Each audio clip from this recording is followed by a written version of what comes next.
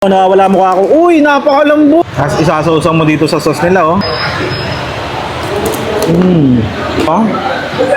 Umuusok-usok pa.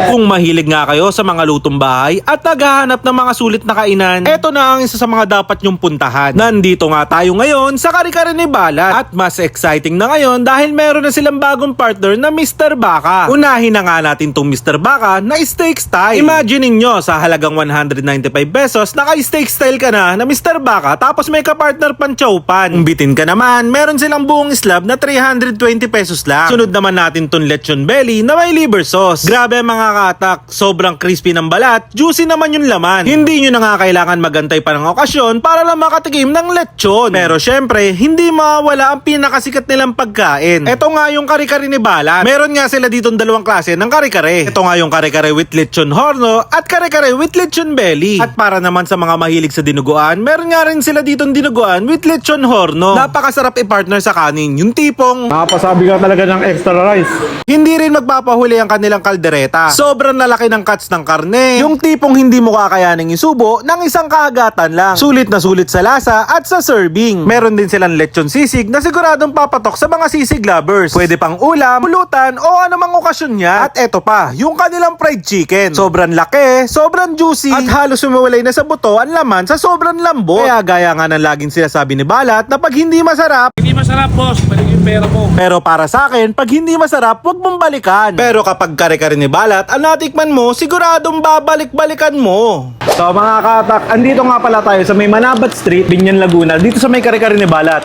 At saka ito yung bago niya, oh. Meron na siyang Mr. Baka. Tapos meron na rin siyang chow pan rice for only 195 pesos. Ano naman yun, no?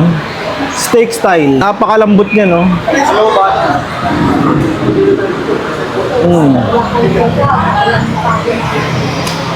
Grabe, napakasarap. Tapos pwede yung partner dito sa chow pan, ha?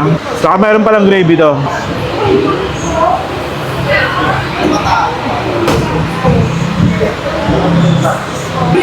Nandito ka sa Kare-Kare ni Balat, pero naka-steak style ka, kalahin mo yun. Tapos 195 lang, napakamura. Di mo na kailangan pupunta sa mamahaling restaurant. So, meron nga rin pala sila dito ng lechon belly, oh. Ayan, oh. Grabe, napaka-crispy. Tapos isasawsaw mo dito sa sauce nila, oh.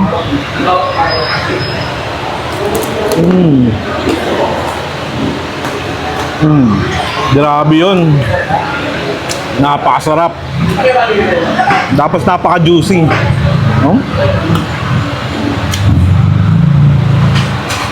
Tapos ito nga pala yung sikat na sikat Kare-Kare ni Balat, oh. May lechon horno pa, oh. Tapos yung lechon horno nila, oh. Umuusok-usok pa. Wow. Gusto niyo naman, meron silang alamang dito. Pero, templado na eh. Kahit hindi na eh. Kaya siguro binabalik-balikan tong Kare-Kare ni Balat kasi napakasarap. So, ito nga pala yung dinuguan din ni Kare-Kare ni Balat, to. Napakalaki rin ng tab niya, no?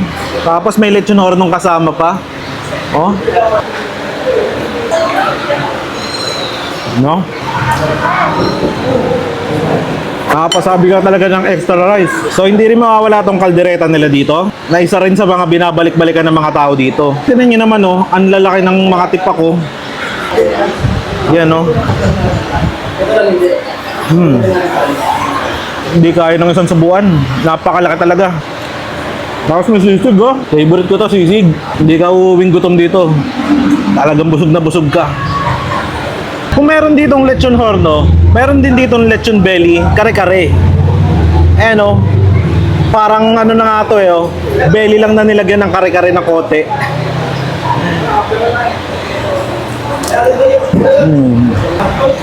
Panalo.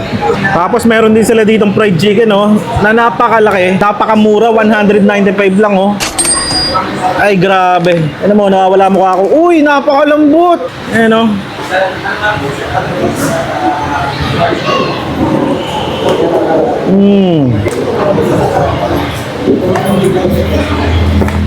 Wow, sulit na sulit yung punta ko dito kay Kare-Kare ni Balat. Guys, sa mga gustong pumunta dito sa may Kare-Kare ni Balat, open nga pala sila dito ng 11 AM to 11 PM. Tapos napakaraming tao dito guys so konting konting tiyaga lang sa paghihintay.